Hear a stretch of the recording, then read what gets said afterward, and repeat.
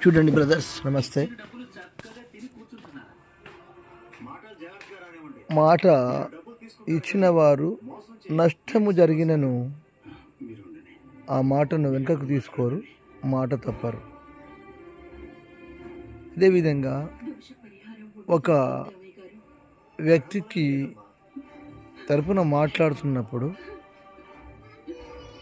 వారిని ఒప్పించలేని వాడు ఒక పంచాయతీ చేయడానికి వచ్చిన పెద్ద మనిషి.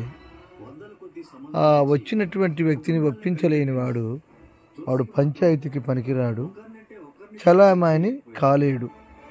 పెద్ద మనుషులలో చలామణి కాలేడు. అలా మాట ఒప్పించలేని వాడు 10 మందిలకు రావడమే వ్యర్థం.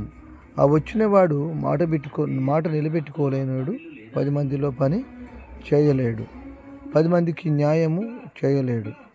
అందుకే అంటారు పెద్దలు, మళ్ళు పడ్డ నీళ్ళు రావు, వీపిన పడ్డ దెబ్బ రాదు, జారిపోయిన మాట రాదు. అందుకని 10 మందిలో మాట్లాడుతున్నప్పుడు ఇవ్వగలిగినప్పుడే మాట్లాడాలి.